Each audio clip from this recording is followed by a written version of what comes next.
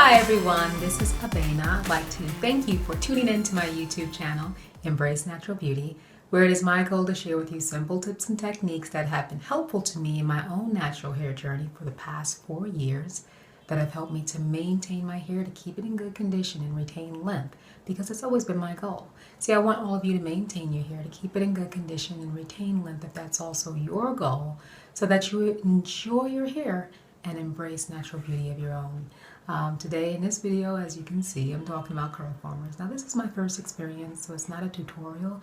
If you're looking for a tutorial, I encourage you to take a look at Natural 85 on YouTube. That's who I looked at in order to prepare for this video, or not to prepare for this video, in order to prepare for installing the CurlFormers for the very first time. So I'm literally sharing with you what my experience was, the outcome, and what I learned. So take a look and I hope you enjoy. And so I'm starting out here with freshly washed hair that I had separated and put into braids for air drying. When I took the braids loose, I noticed they were somewhat dry, so I sprayed them with water just to get them damp but not saturated. Now, this CurlFormer installation is going to be my second attempt on my first lock of hair, and you see how large the section is, too large. And also notice that I'm not twisting it, because the first attempt I twisted it and there was just too much resistance, and I actually yanked a portion of hair out, a chunk of hair out, that I didn't even realize, but it was so painful when I did that first attempt. So on this second attempt, which is also painful, you can actually see me wincing and ouch and ouch and ouch. I'm trying to incorporate the tips that Whitney from Natural 85 gave us, for installing CurlFormers, by pushing the mesh upward as I pull the hook downward. And then I also learned from a number of you when I tapped into Instagram and Facebook for some advice that many of you mentioned that there's a learning curve with CurlFormers. It takes practice. So as you can see, there was some hair sticking out at the end. I tried to hold it at the top and pull, and hoping the hairs would pop in there. It didn't work. Now here is that lock of hair that I found after I installed that CurlFormer. I was very nervous going forward, and I just made sure that, incorporating the tips that you all gave me, which was to use smaller sections, which would be less resistance. I found that it was less resistance, and see how quickly I'm able to pull the hair through. But I also was not able to get clean installation where there was no hair sticking out at the end, but I was fine with that. I'd rather have my hair remain on my head than on the floor. I'm trying to get this perfect on the first go round. So I understand it takes practice. And then here I'm showing you the packaging for the CurlFormers that I used. There's a pack of 40. They are the 14-inch long and wide CurlFormers. I used 33 of them.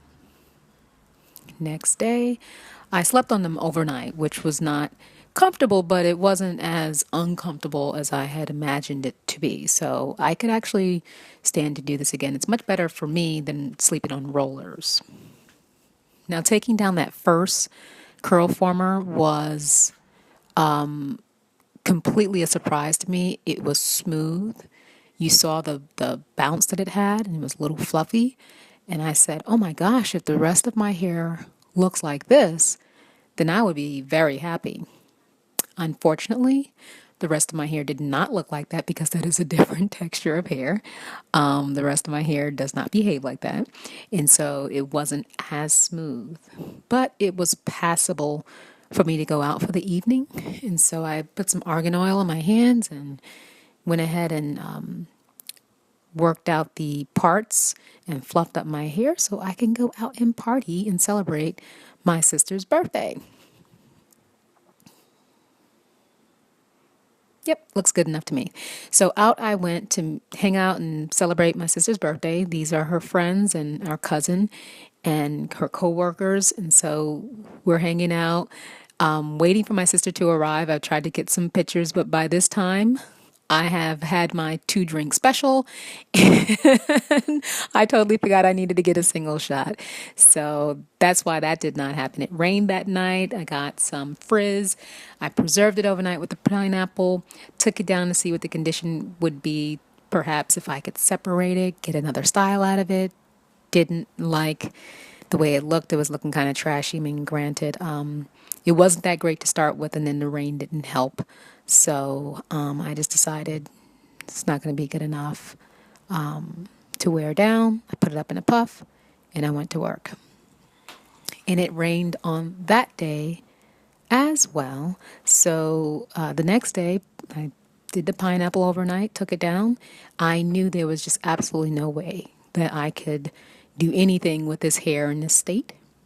I knew I was going to be repairing it, redoing it some way, shape, or form. So I put it up in a puff and I went to work. And luckily for me, as many of you know, I work in a salon.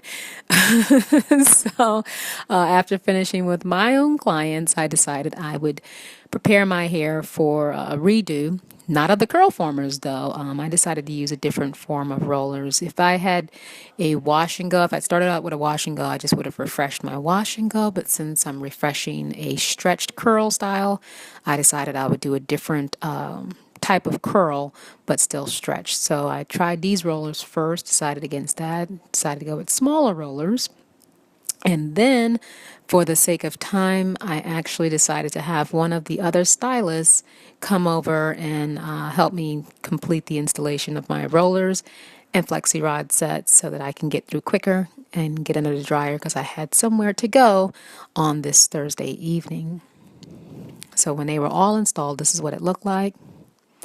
I sat under a hooded dryer for a little over an hour because it does take my hair a long time to dry at the roots, especially where the low porosity section of hair is.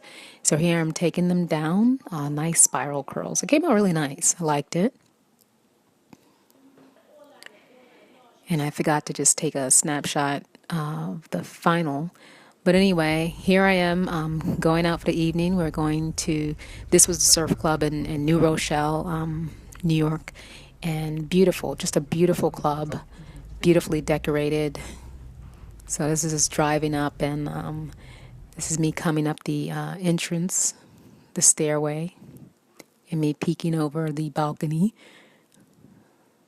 And here I am with my pastor and first lady of our church celebrating his birthday. And that's just a single shot of me so you can actually see a little bit better what my hair looked like at the end of the night. So that was my experience, the outcome, and what I learned with the CurlFormers. So I would love to hear what your own experience has been with the CurlFormers, if you've tried them, if you've been using them, or if you've considered using them. And then also, please stay connected with me on my social media platforms, especially on my Periscope, where I will have a live broadcast every Sunday at 8 p.m. unless there's a change in my schedule. So tune in and follow me at Embrace in Beauty on Twitter and on Periscope and on the other social media platforms. Thank you so much for watching.